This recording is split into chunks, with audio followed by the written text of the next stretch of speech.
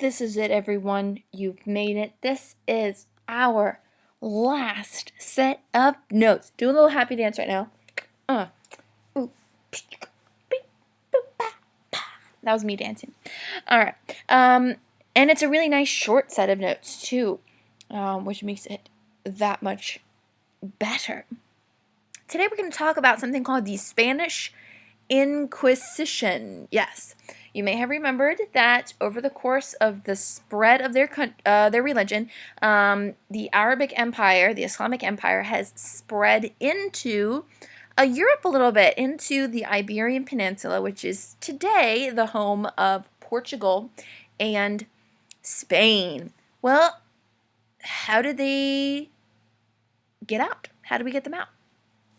Here is how Spain did it. So, all the way up to about the end of the Middle Ages, Muslims still controlled at least part of the Iberian Peninsula. This is the Iberian Peninsula, okay? Today, like I said, it's made up of Spain and Portugal. The Spanish people who had lived there were very, very diehard Catholics, very, very strongly Catholic. And they had been pushed farther and farther out of their traditional homelands, and they don't like that very much. So they decide to do something about it. Here's Portugal over here. Spain was chopped up into a bunch of smaller, like Spanish-speaking countries that were like provinces, kind of, right? So Castile, Aragon. Okay, some of these names might look familiar too. All right, the Spanish kingdoms decide, okay, we can't do it on our own. We have to unite together in order to kind of pool all of our resources together to be able to defeat the Muslims. We can't do it independently. So two kingdoms, Castile and Aragon, they said, okay, here's what we're going to do. I am going to marry my son to your daughter. That way we're totally sure that we're going to be best friends forever, because you're not going to, like, you know, backstab your family, right? Once we're family, you're not going back on this. And everyone was like, great idea. So Isabella of Castile married Fernando Pendoja, of Aragon. Not Fernando Pendoja. He would be very, very old.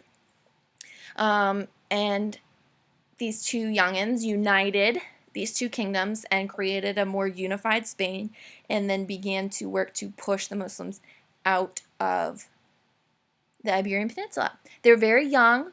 We believe they were somewhere between 16 and 18 years old, so quite young. They may have also been in love, right? This may not have been like a forced marriage. We think they might have actually loved each other, but we're not entirely sure because it was, 500 years ago. But they do work together very well as a team, whether they were not in love or were in love. They were a pretty good team. This is what they look like. These are their nice pictures.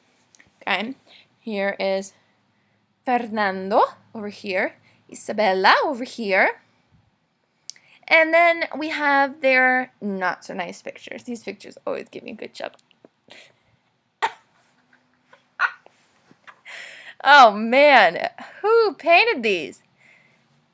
Yikes! Oh, always gives me a good chuckle. Ah, so beautiful. Whew. Ah.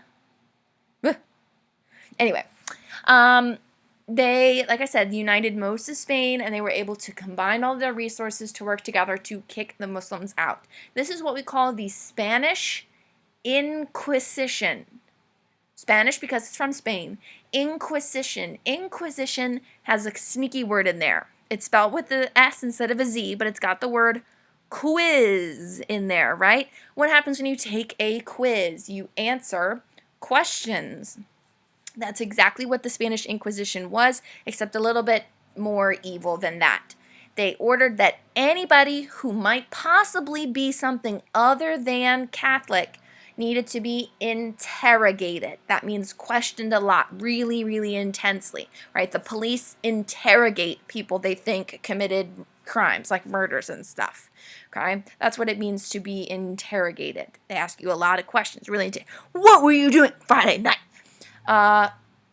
During the Spanish Inquisition, right, that quiz, answering questions, they asked these questions to, like I said, anybody they thought that might not be Catholic. What religion do you believe? Where were you on Sunday? What do you think about the Bible, right? And so they would just ask them all kinds of questions to make sure that they really, really were truly Catholics. This usually also included some torture. Yikes. Torture! And they had all kinds of crazy torture ways, trust me. If somebody were found to be something other than Catholic, so some examples would be Muslim, Jewish, or what we call Protestant. A Protestant is still a Christian, but it's not the same type of Christianity as Catholicism, right? So literally, your choices were be Catholic or die, right? So if somebody were found to be Muslim or Jewish, they could choose to convert to Catholicism, right? But you'd be disowning your other church, the church you probably believed your entire life. Or your choices were to die. Now, a lot of people did try to escape, but we also have a lot of non-Catholics who were killed, either via just, being killed because they weren't Catholic, or from dying because the torture was such a mess. But like I said, this is called the Spanish Inquisition. Questioning everyone. Are you really Catholic? Are you really Catholic? Are you sure you're Catholic? Because you don't look Catholic. And making sure that Spain was home to Catholics and only Catholics. Because of this, here are some people say Ferdinand instead of Fernando, and Isabella or Isabel. But they make sure that Spain is a Catholic kingdom, that they are very clear about that. There's no, oh, are they, aren't they? Nope, they are a Catholic kingdom with a very close tie to the Pope, and that legacy continues for hundreds of years. Some might even say to this day. Spain and their colonies are predominantly Catholic believers. And that's it, friends. If you can believe it, I don't even know how long that was. That felt like 5 minutes. But we did it. We are done with notes. Woo! Make sure you finish all of your assignments for this week and start reviewing for our final exam. Goodbye, everyone.